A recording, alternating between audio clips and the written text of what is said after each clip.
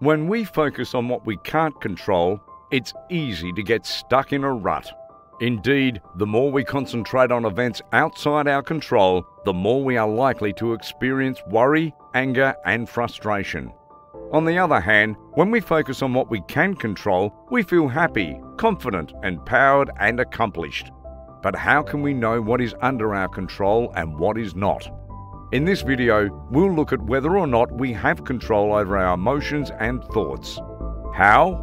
We'll look at why it's harmful to try to control your thoughts and feelings, as well as how to deal with things you can't control. Let's begin. What do we have control over? Now that we've debunked the idea that we have complete control over our thoughts and feelings, you may start to forgive yourself for feeling certain emotions by telling yourself, "These are out of my control." At this point, we're sure you're asking, what exactly can I control? Allowing yourself to let go of the idea that you can control and repress challenging thoughts and feelings allows you to devote more energy to paying attention to them. We have some influences over this. We do have control over how we respond to our thoughts and feelings. This needs taking the time to be aware of how our ideas and feelings affect us and taking measures to change our course.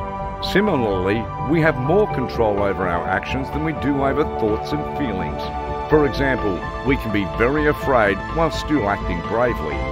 It all boils down to how much we let our emotions guide and influence our actions. Of course, not all emotions are unpleasant, but there are steps we can take to recover control when emotions like anxiety and dread are dictating our behaviour and dominating our thought processes.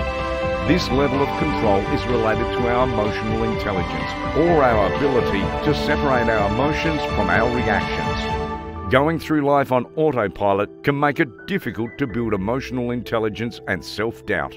Worries, fears, and anxieties will stay the story of your life. You can come to the point where you can dictate the response to your emotions rather than indulging them by increasing your knowledge of how your mind operates. Mindfulness. Get control of your life back. The first step towards empowering yourself and refocusing your energy on those areas where you have control is to recognize what you can and cannot control. Mindfulness is a powerful tool for regaining control. Being present, self-aware, and involved in what you're doing and where you're at that time is what mindfulness is all about.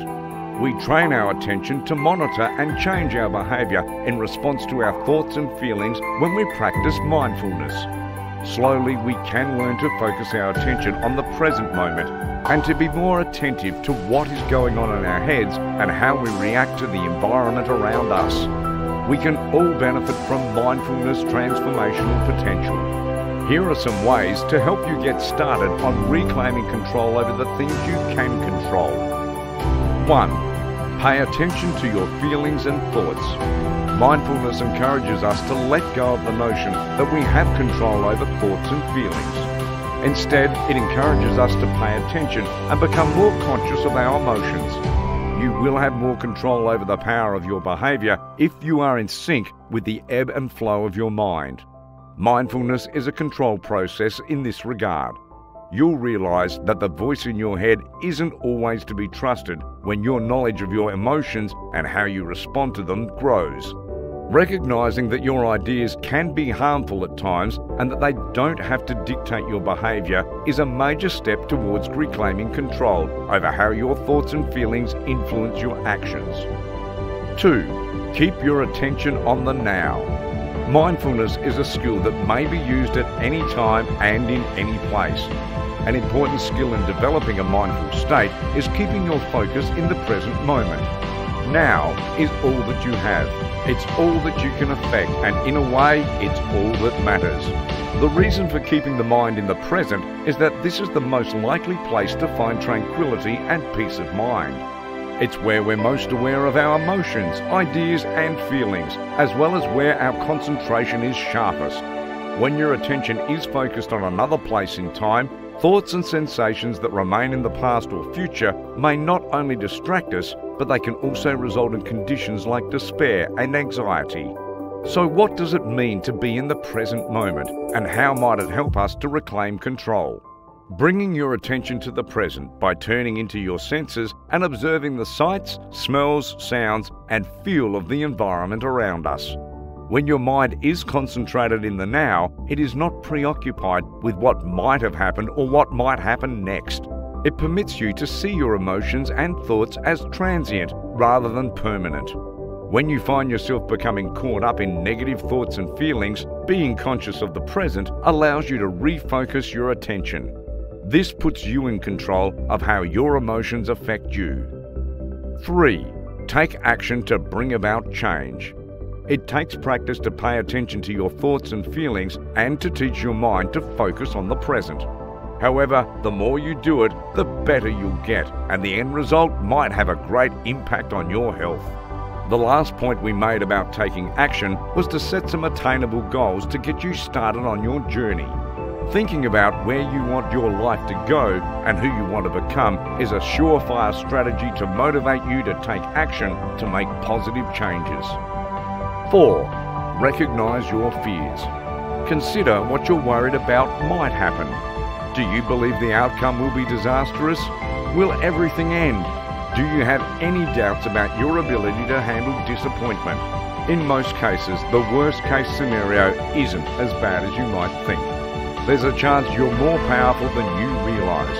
However, some people are so preoccupied with thinking, I can't let my business collapse, that they forget to ask themselves, what would I do if my business failed? Recognising that you can handle the worst case scenario will free up your energies to focus on more productive activities. 5. Recognise the difference between ruminating and problem-solving thinking. It's not too useful to keep replaying discussions or picturing disastrous possibilities in your head. However, resolving a problem is. So ask yourself if your thoughts are productive.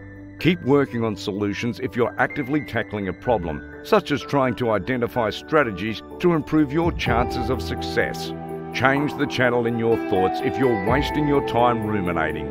Recognise that your thoughts aren't productive and get up and do something productive for a few minutes to refocus your mind on something more beneficial. 6. Make a stress management strategy. Exercising, eating well and getting enough sleep are just a few of the important things you should do to look after yourself. You must schedule time to manage your stress so that you can work more effectively. Find healthy stress relievers such as meditation, socialising with friends or participating in a hobby. Pay attention to your stress level and how you handle adversity. Eliminate unhealthy coping mechanisms such as binge drinking or venting to others. Is it possible to exert control over our emotions and thoughts? It can sometimes feel as if the rest of the world thinks we're capable of navigating our own thoughts and feelings. You'll understand where we're coming from if you've ever been told to not worry or calm down. It can lead to frustration and disempowerment as we try to control aspects of our lives that are genuinely beyond our control. When we focus our attention on what we can control, though, it can lead to a greater acceptance of what we can't. While being able to push unwelcome thoughts and feelings out of our minds is a useful ability, managing thoughts and feelings is not as simple as many people believe. Imagine being informed that if you don't think of flowers for the next 5 minutes, you'll win a prize. You try to exclude any thoughts of flowers from your mind and focus instead on something else. However, your thoughts keep returning to the same thing you're supposed to be avoiding. Even when you think you've managed to quit thinking about flowers, you're back to thinking about them. This is what psychologists call the rebound effect of mental suppression. When we try to suppress our thoughts, they return more frequently and with greater intensity. Spending time and energy striving to block thoughts and sensations from your mind can leave you with less control over how they influence you. In other words, ordering ourselves or others not to think or feel a certain way is counterproductive, if not impossible. While we may have all the tactics for temporarily ignoring uncomfortable feelings, when they reach a boiling point, they might resurface and shatter our illusion of control. Last but not least, it can seem tough to fight back against a world that tells you that you're in control of your emotions. It can also lead to feelings of guilt for having uncontrollable thoughts and emotions, as well as a desire to repress them. Recognizing that there are aspects of your life over which you have influence is a crucial step towards directing your energy and attention in the proper direction. Mindfulness is a powerful tool for recovering control of your thoughts and emotions, as well as how you respond to them.